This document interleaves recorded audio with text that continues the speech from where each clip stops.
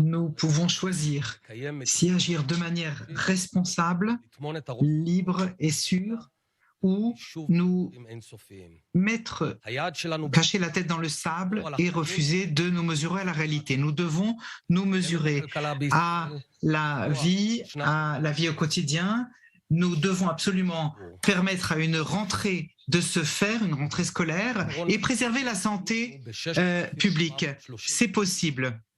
Nous avons eu beaucoup trop de morts et avec une perte économique terrible au niveau scolaire, au niveau de l'économie dans le monde.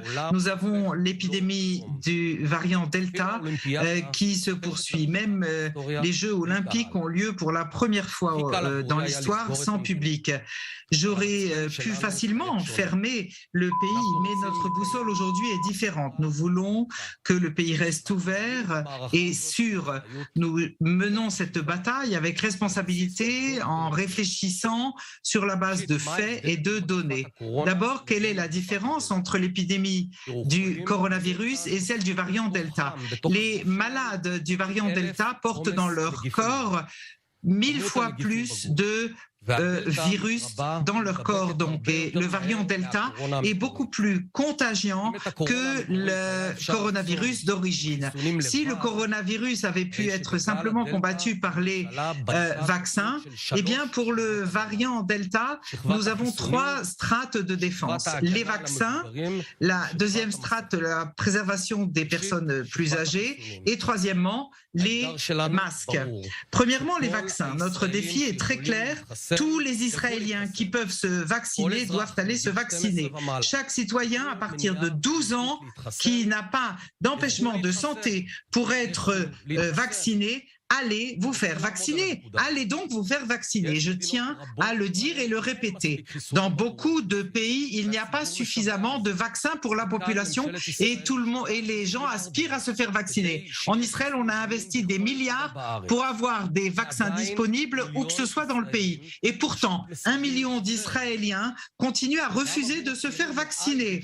Et pour les jeunes de plus de 12 ans, nous avons fait le nécessaire pour qu'il y ait suffisamment de vaccins. Mais il y a 600 000 jeunes de moins de 30 ans qui ne se sont pas encore vaccinés. Je respecte la diversité d'opinions, mais il y a des moments où les débats doivent cesser. Il s'agit de notre vie à tous. La science est claire et nette. Les vaccins fonctionnent, ils sont efficaces et sûrs. Pour les jeunes de manière pratiquement absolue, pour les personnes plus âgées, c'est efficace, mais pas suffisamment. Et plus d'1 milliard de personnes dans le monde ont été déjà vaccinées. Chers citoyens et citoyennes, ceux qui refusent de se faire vacciner mettent en danger leur santé, la santé de leurs proches, notre liberté à tous, la liberté de nos enfants d'aller à l'école, notre liberté de travailler, notre liberté de fêter en famille. Ceux qui refusent de se faire vacciner, les anti-vax, nous portent atteinte à tous.